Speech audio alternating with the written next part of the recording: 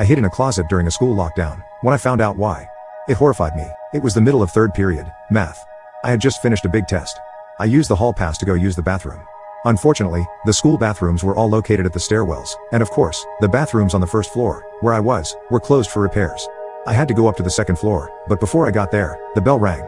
The bell never rang during class before, but as it did, an announcement came over the PA. Students and faculty, we are entering lockdown. This is not a drill. Please, all students and faculty follow all school procedures. I froze. I could hear sirens approaching. I came out of the stairwell, but already the doors in the hallway were closing, and I could hear them locking. I was alone, and out in the open. I could go into the bathroom now, but the doors had no locks on them since my freshman year. After some juniors trapped a freshman in the bathroom and duct taped him inside a stall, they removed the ability to lock them at all. If there was somebody wandering the school, I'd have no chance if I went into there. I ran down the hall. I could see classrooms turning out their lights and covering the windows. I couldn't turn to them for help. All the instructions said to not answer the door. I had to find someplace safe nearby, before something happened. I turned a corner, and I saw my chance. The janitor's closet was open. Lunch was up next period, so he was probably out setting up tables when the announcement was made. He wasn't in there, and it could easily be locked from the inside, so I jumped in and shut off the light. The only light I saw was from the bottom of the door. I waited, and the sirens grew closer and eventually stopped. Time passed, and I wasn't sure if I was happy that I couldn't hear anything going on or tense because I had no idea what was happening. Then I heard footsteps. Lots of them. They stopped in the hallway. It must have been police. I could hear radios and other assorted noises.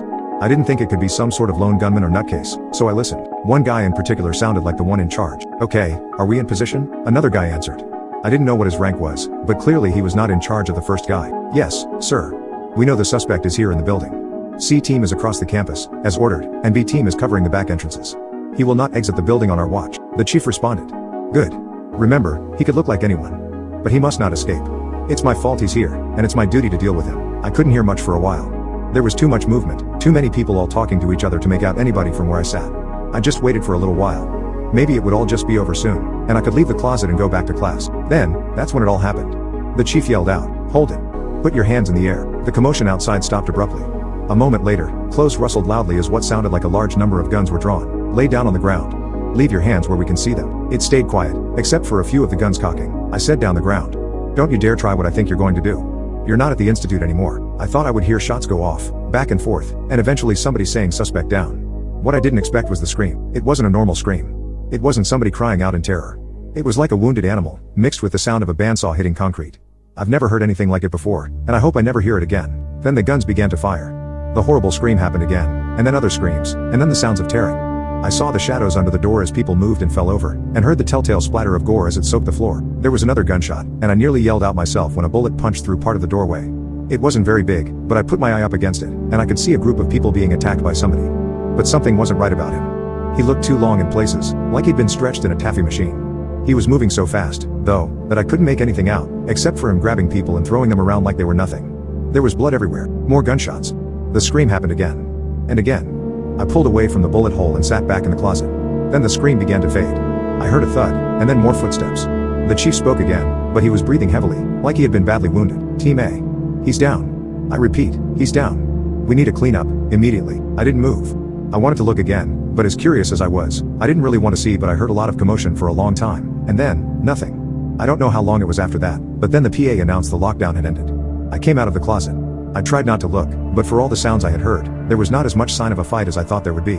Even the blood I had seen in that brief time through the bullet hole had all been removed. I went back to my class, and just told everyone I had hid in a stall in the bathroom. People were impressed with my guts for doing it, but if nobody else had heard that scream, I certainly didn't want to bring it up. As you might expect, we all went home early that day. Police and EMT were everywhere, but as far as I could see, nobody was being taken away by either. My parents came and were so happy that I was all right. They had been following everything on the news and came as soon as they could. At home that night, I ate dinner, and waited to see what happened on the news. The live coverage had ended a long time ago, but when the news came back on at 10 o'clock, I wanted to see everything. As it started, I saw classes had been cancelled for the rest of the week, but then things started to get weird. The news talked about a student who they refused to name, how he had come to school armed but had been taken into custody after a short firefight. Stranger still, in the footage of the hallway where the scuffle had taken place, the door of the closest which had been my refuge was totally unscathed. Not so much as a scratch on it, let alone bullet holes. It appeared to have been replaced outright, well before any investigation could have been completed. I saw pictures of the student, being led away in cuffs.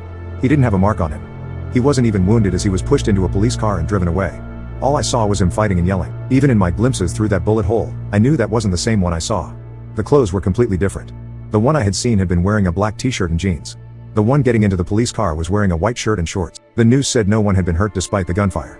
But I knew people had been wounded, even killed. I'd heard them screaming in agony as something vicious had attacked them. And then there was what that chief guy had said.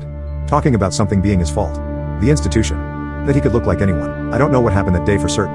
I didn't see enough. I didn't hear enough to get the full story. But, this is what I can tell you. I know there was no shooter at our school. I know that someone was arrested that day.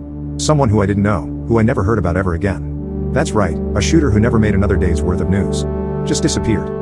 When was the last time that ever happened? I know that Chief Guy and his squads were not cops. I don't know who they were, but I know cops don't clean up a crime scene like that. And no human being has ever screamed like that. Ever. But whatever it was that I heard attacking those people, all I know is, it came into that hallway where I was.